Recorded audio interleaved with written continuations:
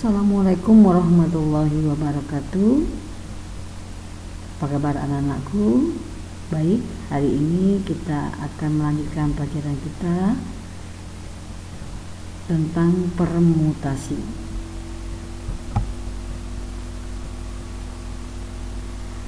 Adapun standar kompetensi dari permutasi ini adalah dari pelajaran kita pada hari ini adalah menggunakan aturan statistika, kaidah pencacahan, dan sifat-sifat peluang dalam pemecahan masalah.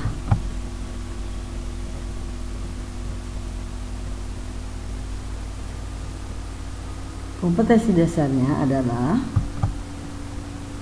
yang pertama, menggunakan aturan perkalian, permutasi, dan kombinasi dalam pemecahan masalah.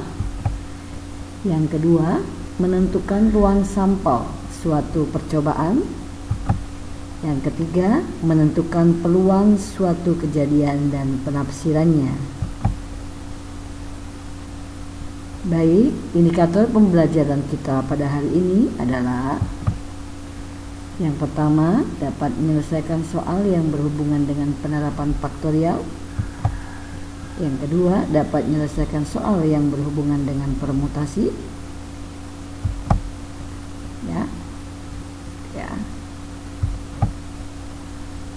Selanjutnya, adapun tujuan pembelajaran kita pada hari ini adalah yang pertama, kalian dapat memahami dan menerapkan berbagai konsep dalam kaidah pencacahan yang meliputi permutasi dan kombinasi. Yang kedua adalah menyelesaikan masalah nyata yang berkaitan dengan kaidah pencacahan yang meliputi permutasi dan kombinasi. Baik, kita akan melihat dulu apa itu permutasi. Di sini permutasi adalah susunan yang dapat dibentuk dari suatu kumpulan objek yang diambil sebagian atau seluruhnya dengan memperhatikan urutan. Notasi dari permutasi adalah P. Jika K objek diambil dari N objek, maka banyaknya susunan yang dapat dibentuk disebut dengan permutasi K, yang dinotasikan dengan N-nya di bawah ya, N, P lambang permutasi K. Ya, dirumuskan di sebelahnya, kalian lihat itu N faktorial dibagi buka kurung N-3 faktorial. Faktorial sudah kita pelajari minggu yang lalu ya, itu harus kalian ingat. Nah, kita akan melihat contoh. Contohnya kalian perhatikan, misalnya ada 6 permutasi 2 dan 10 permutasi 4. Yang pertama kita lihat dulu 6 permutasi 2 ya, sesuai dengan rumusnya yang tadi ya. Sesuai dengan rumusnya yang tadi kalian lihat ya. Rumus yang tadi bahwa 6 faktorial jadinya ya, dibagi 6 dikurangi 4 faktorial ya. Maaf ini salah tulis ibu ya, mestinya 6 dikurangi 2 ya, 2 faktorial 6 dikurangi 4 rumusnya itu soalnya ya, 6 dikurangi 4 ya, jadi bukannya 2 ya, perbaiki ya, 6 dikurangi 4 ya, 6 dikurangi 4 ya, berarti jadinya 6 faktorial dibagi 6 dikurangi 4 faktorial ya, berarti 6 faktorial dibagi 6 dikurangi 4 2 faktorial. Nah, 6 faktorial itu bisa kita buat dalam 6 kali 5 kali 4 kali 3 kali 2. Nah, 2-nya kan 2 kali 1, tidak usah kalian buat lagi, boleh kalian langsung buat 2 kali 1 berarti 2 faktorial, dibagi di bawahnya juga 2 faktorial ya. Berarti kalau kita bagi ya, yang di bawahnya tidak usah diubah lagi, yang di bawah 6 dikurang 4 2 faktorial tetap 2 faktorial, karena kenapa bisa dibagi dengan yang di atasnya ya. Nah, selanjutnya berarti kalau kita buat 2 faktorial dibagi 2 faktorial itu habiskan 1 ya, berarti tinggal 6 kali 5 kali 4 kali 3, berarti 360. Yang berikutnya itu contoh yang kedua, 10 faktorial ya. 10 faktorial 4 ya, berarti 10 faktorial dibagi 10 dikurangi 4 faktorial ya, berarti 10 faktorial dibagi 6 faktorial ya, 10 kurang 4. Seperti yang di atas tadi contohnya, berarti kita mengerjakannya cukup 10 kali 9 kali 8 kali 7 kali 6 faktorial ya, penyebutnya di bawahnya 6 faktorial. Berarti sampai pas di situ 6 faktorial saja ya, berarti 10 kali 9 kali 8 kali 7 kali 6 faktorial, di bawahnya juga bisa diubah tetap 6 faktorial. Jadi seperti contoh yang di atas, kita bagi 6 faktorialnya, berarti 6 faktorial dibagi 6 faktorial 1 ya, tinggal 10 kali 9 kali 8 kali 7 ya, hasilnya 5040. Nah, kita akan melihat contohnya dalam kehidupan kita sehari-hari ya, atau permutasi ini. Misalnya seseorang ini membuat plat nomor kendaraan yang terdiri dari 4 angka. Padahal tersedia angka-angka 1, 2, 3, 4, dan 5. Dan dalam plat nomor itu tidak boleh ada angka yang sama. Berapa banyak plat nomor yang dapat dibuat? Nah, untuk menyelesaikan ini kita ingat aturan yang kemarin ya, aturan pengisian tempat ya. Nah, sekarang kalian lihat penyelesaiannya ya. Untuk menjawab pertanyaan ini kita akan pengisian tempat, di mana ibu dalam hal ini membuatnya dalam bentuk tabel ya. Kalian lihat di sini seorang ingin membuat plat nomor kendaraan yang terdiri dari 4 angka. Jadi tabelnya kita buat dalam 4 angka. 4 angka itu kita lambangkan dengan A, B, C, D ya, berarti ada 4 kolom ya, 4 kolom. Nah, sekarang selanjutnya kalian lihat ya, itu ada angka-angkanya ada sebanyak 5. Ada angka 1, ada angka 2, angka 3, angka 4, dan angka 5. Sekarang langkah awalnya kalian lihat dulu, perhatikan. Pertama dibuat 4 buah kotak kosong, yaitu kotak A, B, C, dan D, karena dia terdiri dari 4 angka ya. Nanti kalau beda lagi kalau seandainya dia lebih dari 4 angka. Kita lihat ya, terdiri dari 4 angka tadi, berarti kita lambangkan dengan A, B, C, dan D. Sebab nomor kendaraan itu terdiri dari 4 angka kan. Selanjutnya yang kedua, kalian lihat pada tabel yang kedua, kotak yang kedua itu kotak A. Kalian perhatikan kotak A itu dapat diisi angka 1, 2, 3, 4, atau 5, sehingga ada 5 angka, sehingga ada 5 cara, sehingga ada 5 cara ya. Jadi kotak A itu dapat diisi angka 1, 2, 3, 4, atau 5 dengan 5 cara ya. Perhatikan. Yang pertama berarti kotak A itu dapat diisi dengan angka 1, angka 2, angka 3 sampai 5 tadi dengan 5 cara. Nah, selanjutnya kotak B ya. Kotak B, jadi itu angka 1 masuk, angka 2 masuk ya di kotak A tadi ya, 3, 4, atau 5. Berarti ada 5 caranya di situ. Kotak B hanya dapat diisi ya, karena kan tadi misalnya sudah isi angka 1. Nah, kan dia kan tidak boleh sama. Berarti angka berikutnya nggak boleh angka 1 ya. Nah, jadi kotak B itu hanya dapat diisi oleh angka 5, karena tadi sudah ada 5 angka yang boleh di situ tadi.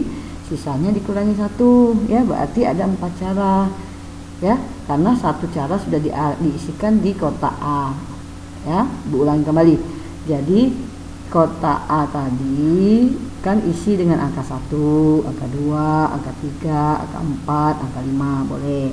Nah, kotak B tadi kan dia angkanya tidak boleh sama. Berarti kalau misalnya nih kotak A tadi sudah angka 1, berarti kotak B tidak boleh angka 1 ya, harus angka yang lain. Nah, angka 2, angka 3, dan seterusnya.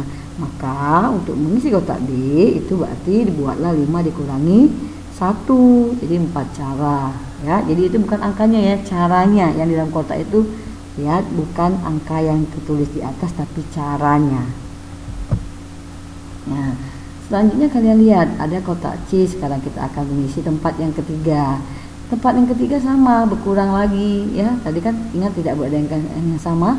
Misalnya yang pertama tadi angka 1 kotak A, yang kedua angka 2 misalnya, yang ketiga berarti nggak boleh angka 2 lagi kan. Nah, artinya angkanya sudah berkurang kan. Nah, berarti itu dibuatlah 5 dikurangi 2 ya. 5 dikurangi 2 berarti sama dengan 3 cara dibuat di situ ya, karena 2 cara tadi sudah diisikan kan di kotak A dan kotak B ya. Nah selanjutnya kotak D dapat diisi dengan bagus, berarti 5 kurangi 3 ya, jadi 2 cara ya, karena sudah diisikan di kotak A, B, C dan ya, kotak A, B dan C ya.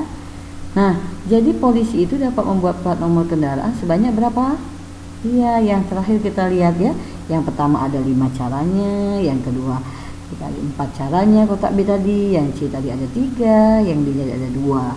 Jadi kita kalikan, berarti 5 kali 4 kali 3 kali 2, berarti 120 plat nomor kendaraan.